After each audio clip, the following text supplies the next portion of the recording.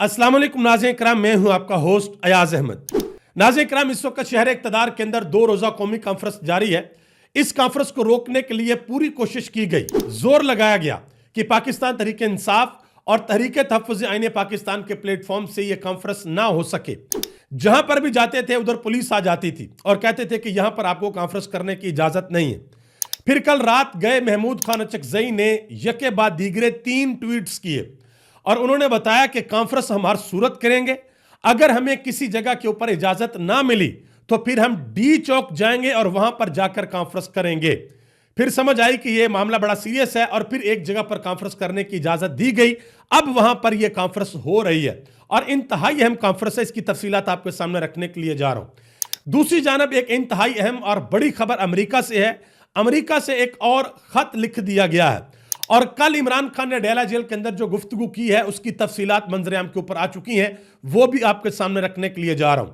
और एक दावा किया गया पाकिस्तान तहरीक इंसाफ की मकबूलियत के हवाले से कि वो दावा जो है, वो मकबूलियत पाकिस्तान तहरीक इंसाफ की जो है वो जरा नीचे आ गई है। तो मोहम्मद मालिक ने इसके ऊपर जवाब दिया है, उस पर भी बात करेंगे। आगे बढ़ने से कबल गुजारिश करूंगा कि वीडियो को लाइक कर दें, चैनल को सब्सक्राइब कर लें और मेरे उन तमाम दोस्तों का बेहद शुक्रिया जिन्होंने हमारे यूट्यूब चैनल को सब्सक्राइब किया। सबसे पहले नंबर पे जो कॉन्फ्रेंस आज हो रही है तहरीक तहफ़्फ़ुज़ आईन पाकिस्तान के प्लेटफॉर्म से, यह कॉन्फ्रेंस इंतहाई अहमियत की हामिल है। महमूद खान अचकज़ई ने कल रात को जो 3 ट्वीट किए, पहले मैं वो आपके सामने रखता हूं। जहां पर भी पाकिस्तान तहरीक इंसाफ जाती थी इनको रोक दिया जाता था। तहरीक तहफ़्फ़ुज़ आईन पाकिस्तान के जो रहनुमा है इनको रोक दिया जाता था कि जी आप यहां पर कॉन्फ्रेंस नहीं कर सकते, आप इस होटल के अंदर भी नहीं कर सकते, आप यहां पर भी नहीं कर सकते। तो उसके बाद फिर महमूद खान अचकज़ई ने यह ट्वीट किया कि कल कॉन्फ्रेंस अगर डी चौक पर भी करनी पड़ी तो करेंगे और हर सूरत करेंगे। उन्होंने कहा कि हमें मजबूर किया गया तो गली गली में काले झंडों से इन नाजायज हुक्मरानों का इस्तकबाल करेंगे और फॉर्म 45 वाले नुमाइंदगान की असेंबली बुलाकर पीका एक्ट और 26वीं आईनी तरमीम खत्म करने और आइन से बगावत करने वालों पर मुकदमा चलाने का ऐलान करेंगे। मजीद उन्होंने कहा कि यह रवायात हमें तोड़ना होंगी कि दफा 144 की खिलाफ वर्जी पर सियासी कारकुनों को गोलियां मारी जाए, मुंतखब वजीर आजमों को कत्ल किया जाए या उनको जेल भेज दिया जाए और आइन से खिलवाड़ करने वालों को कोई सजा ना हो। यह उन्होंने बात की है। मजीद लिखा कि आइन हमें कहता है कि जो कुव्वतें आइन को नहीं मानती उनके खिलाफ बगावत हर शहरी का फर्ज है। अब ये उन्होंने बड़े सख्त ट्वीट किए। उसके बाद फिर इस्लामाबाद के अंदर एक होटल है लेजेंड होटल, वहां पर इस कॉन्फ्रेंस की इजाजत मिली। इस वक्त कॉन्फ्रेंस जारी है। तहरीक तहफ़्फ़ुज़ आईन पाकिस्तान के जो लोग हैं, अहदेदार हैं, वो यहाँ पर अपनी तकरीरें कर रहे हैं। शाहिद खाकान अब्बासी ने तकरीर की है, महमूद खान अचकज़ई ने तकरीर की है और शाहिद खाकान अब्बासी ने आज दोबारा चीफ जस्टिस के ओहदे के बारे में बात की है कि अगर किसी चीफ जस्टिस के पास ये इख्तियार ही नहीं है कि वो 100 मोटर ले सके, वो बेंच बना सके, वो आईनी मामलात को ना सुन सके, उनके पास ये इख्तियार ही नहीं है, तो फिर पाकिस्तान के अंदर निज़ाम अदल किस तरह का है, ये उन्होंने आज बात की है। इस कॉन्फ्रेंस के अंदर पाकिस्तान भर से जितनी भी अपोजिशन की जमातें हैं वो सारी की सारी इस कॉन्फ्रेंस के अंदर शिरकत कर रही हैं। पंजाब से, KPK से, सिंध से, बलोचिस्तान से, हर जगह से लोग आ रहे हैं और यहाँ पर आकर वो बताएंगे कि भाई पाकिस्तान के अंदर क्या हो रहा है, जो पाकिस्तान के अंदर हालात हैं, जो सियासी गर्मा गर्मी है, जो अनस्टेबिलिटी है, उसको किस तरीके से ठीक करना है और कौन से स्टेप्स हैं जिनको फॉलो करना चाहिए। तो ये कॉन्फ्रेंस इंतहाई अहमियत की अमल होगी। इसका अलामिया भी जारी किया जाएगा, इंशाल्लाह वो भी आपके सामने रखूंगा। आगे आज जो बड़ी खबर है वो अमेरिका से है। जो विल्सन जो कि बहुत बार इमरान खान के हवाले से ट्वीट कर चुके हैं कि इमरान खान को रिहा किया जाए, उन्होंने पाकिस्तान के अंदर खत भी लिखा, अमेरिका के अंदर भी खत लिखा। अब उन्होंने एक और खत लिखा है जो अमेरिका के सेक्रेटरी ऑफ स्टेट है मार्को रूबियो। देखिए अमेरिका के अंदर इस वक्त 3 लोग हैं जिनके पास बहुत ज्यादा पावर है। एक अमेरिका के सदर डोनाल्ड ट्रंप और दूसरे डोनाल्ड ट्रंप के जो नायब सदर हैं JD वैंस और तीसरे नंबर पे मार्को रूबियो।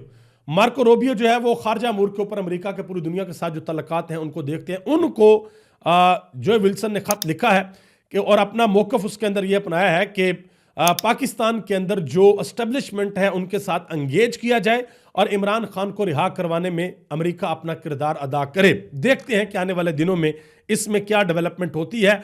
और इसी से जुड़ी एक और अहम तरीन और बड़ी खबर यह है कि पूरे यूरोप को लगता था कि हम डोनाल्ड ट्रंप को डरा और धमका लेंगे और हम यूक्रेन और रशिया की जो जंग है इसके ऊपर डोनाल्ड ट्रंप को अपनी मर्जी की शराइत के ऊपर मना लेंगे।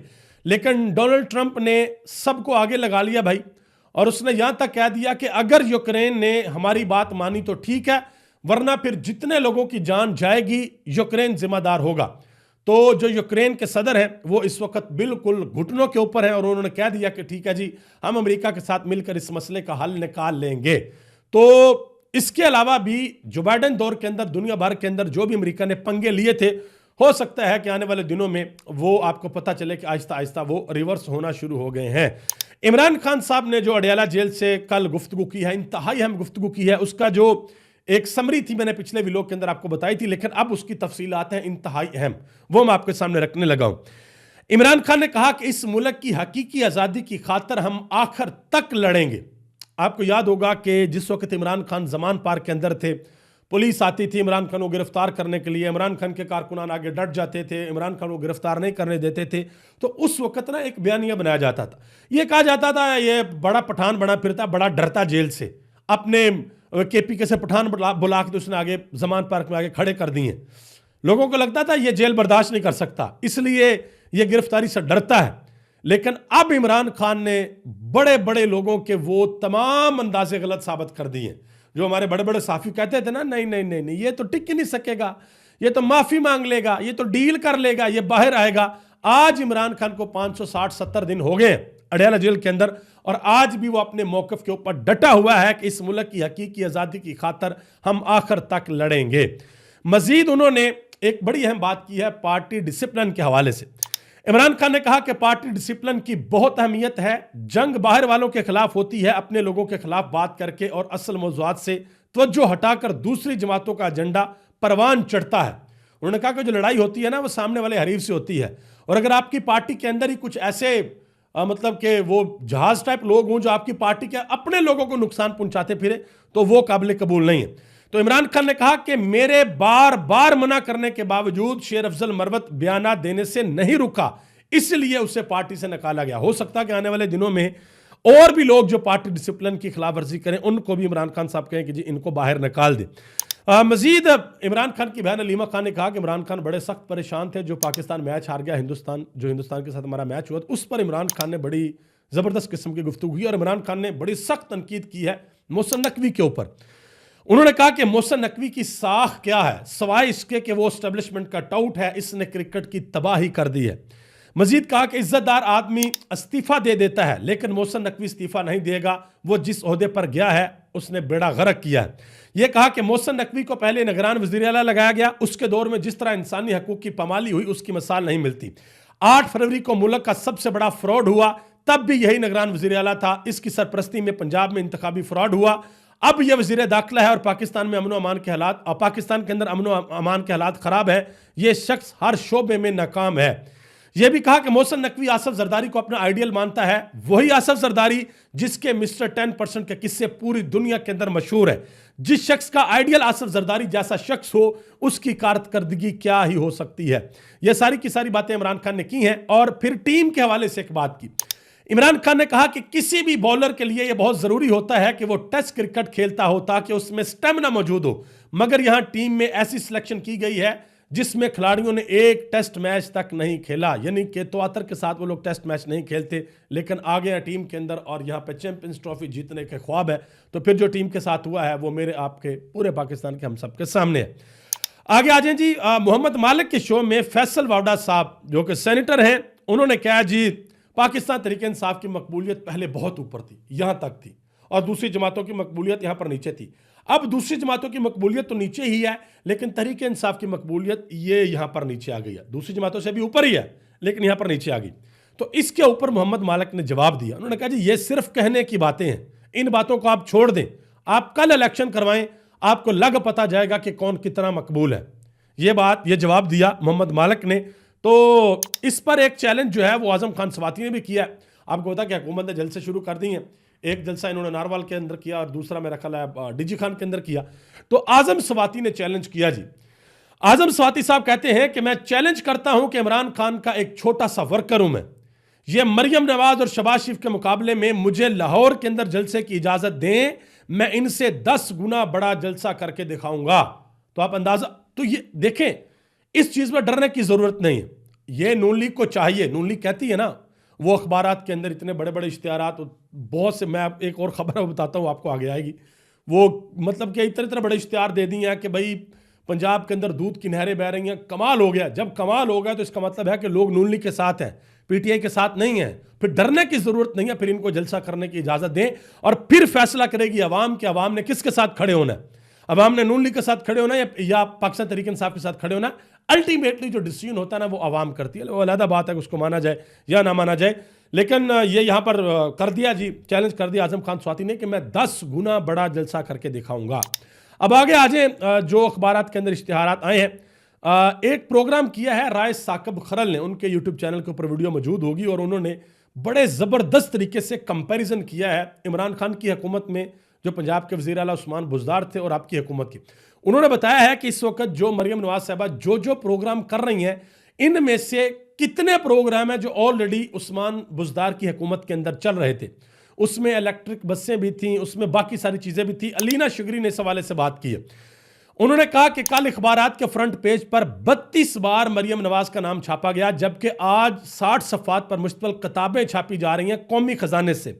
जितने प्रोजेक्ट पंजाब हुकूमत ने बनाए वो सब उस्मान बुज़दार के मंसूबे थे। इन्होंने एक भी नया प्रोजेक्ट शुरू नहीं किया। उसकी एक मिसाल ये आप देख लें, ये गवर्नमेंट ऑफ पंजाब के ट्विटर हैंडल से 2020 में 3 तारीख को मार्च के महीने में ट्वीट हुआ है कि पंजाब हुकूमत का शहरी पब्लिक ट्रांसपोर्ट के लिए 300 इलेक्ट्रिक हाइब्रिड बसें खरीदने का फैसला।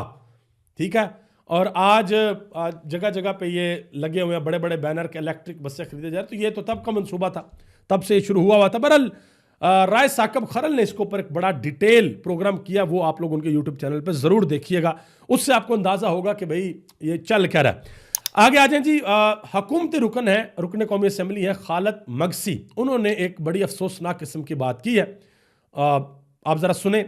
उन्होंने कहा जी बलोचिस्तान में अब कोई नहीं जा सकता, सड़कों पर BLA वाले सरेआम घूम रहे हैं। कल वजीर से हथियार लेकर उसे छोड़ दिया, लोगों के पास अब सिर्फ हथियार उठाने का ऑप्शन रह गया है। ये हुकूमती रुकन है। शहबाज शरीफ साहब को चाहिए कि वो इनको बुलाएं और बुलाकर पूछें कि भाई वहां पर क्या हालात हैं, क्या मसले मसाइल हैं बलोचिस्तान के अंदर। रऊफ हसन ने एक बात की है जो अखबारों के अंदर इश्तिहारात दिए गए। उन्होंने कहा कि कुछ टाउट्स छोड़े गए हैं जिन्हें मीडिया एक एक घंटा बिठाकर बातें करवाता है। मरियम नवाज की तरक्की एक बारिश में बह गई। ये अवाम का पैसा लगाकर अपने इश्तिहार छापते हैं, जाती तशहीर करते हैं, तमाम खानदान की तस्वीरें छपवाते हैं। ये रऊफ हसन ने बात की है। इसी तरह एक बात शेख वकास अकरम ने किया जो एक्सप्रेस न्यूज़ के ऊपर और जंग न्यूज़ के ऊपर पूरे सफ़े के ऊपर जो मोहतरमा मरियम नवाज साहिबा पंजाब की वज़ीर आला के बयान छापे गए। उन्होंने कहा जी 2 मुख्तलिफ खबरें, दोनों अखबारात के मुख्तलिफ मालिकान, दोनों की मुख्तलिफ पॉलिसीज, मगर हैरत अंगेज तौर पर एक भयानक किस्म की सिमिलैरिटीज इन दोनों अखबारों के आज के फ्रंट पेज में पाई जाती हैं। यानी कि यह फ्रंट पेज एक ही जगह से आया है, एक ही पार्टी ने दिया है। अब इसके पीछे क्या वजूहात हैं कि इतने बड़े बड़े मीडिया ग्रुप्स और वो फ्रंट पेज का डिजाइन भी अपनी मर्जी के मुताबिक नहीं बना सकते। उन्होंने कहा कि जो अखबार अपने फ्रंट पेज ना बना सके अपनी मर्जी से, इनकी खबरें कितनी सच्ची होंगी और कितना सच वो बता सकते हैं।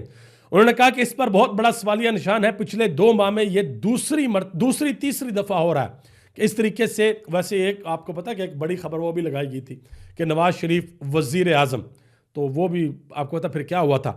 अतर काज़मी ने भी इस हवाले से बात की। उन्होंने कहा कि पहले तनकीद की जाती थी कि हर तरफ हुकूमत के इश्तिहारात ही इश्तिहारात चलते हैं, लेकिन अब हुक्मरानों की फरागत का यह आलम है कि इश्तिहारात में खुद भी परफॉर्म कर रहे हैं और अपनी कारकर्दगी को खुद सराहा भी जा रहा है। हमारे वज़ीर आज़म ने तो बाकायदा तौर पर एक्टिंग की है। ये बात की है अतर काज़मी ने। ये अभी तक की तफसीलात थी जो मैंने आपके सामने रख दी हैं। और देखें, ये जो सारी की सारी चीज़ें ना आप तक पहुँचाना बहुत ज़रूरी होती हैं, इसलिए कोशिश करता हूँ कि टाइमली ये चीज़ें आप लोगों तक पहुँचें। तो जितनी भी ये खबरें मैंने आप तक पहुँचाई हैं, इनमें से मेरा ख्याल है कोई 10% भी पाकिस्तान के मीडिया के ऊपर नहीं चलती। तो जिन लोगों को जो लोग ये सोचते हैं ना कि भाई ये यूट्यूब के ऊपर लोग जाकर खबरें क्यों सुनते हैं, तो उसकी वजह यह है कि मीडिया वो खबरें नहीं बताता, वो चीज़ें नहीं बताता जो सोशल मीडिया के ऊपर लोग डिस्कस करते हैं। जैसे आज पाकिस्तान की सबसे बड़ी सियासी पार्टी है पाकिस्तान तहरीक इंसाफ और तहरीक तहफ़्फ़ुज़ आईन पाकिस्तान, एक बड़ा अलायंस बना है, उनकी कॉन्फ्रेंस होने के लिए जा रही है और मीडिया नहीं रिपोर्ट कर रहा जिस तरीके से करना चाहिए, जो कुछ वहाँ पे हो रहा है। इसलिए लोग फिर यहाँ पर आते हैं और आकर सुनते हैं। और आप सबका बेहद शुक्रिया कि आप सपोर्ट करते हैं और देखते हैं, हौसला बढ़ाते हैं। अभी तक लिए इतना ही। इस दुआ के साथ मुझे इजाज़त दें कि अल्लाह ताला मुझे, आपको, हम सबको अपने हिफ्ज़ ईमान में रखे। करोड़ों लोग जो पाकिस्तान और पूरी दुनिया के अंदर बसते हैं पाकिस्तानी, अल्लाह सबकी खैर फरमाए, अल्लाह पाकिस्तान की खैर फरमाए, अल्लाह आलम इस्लाम की खैर फरमाए। और वो लोग जो पाकिस्तान और आलम इस्लाम के खिलाफ साजिशें करते हैं, अल्लाह उनको इबरत का निशान बनाए। आप सबका बहुत बहुत शुक्रिया। पाकिस्तान जिंदाबाद, पाकिस्तान के करोड़ों अवाम पाइंदाबाद।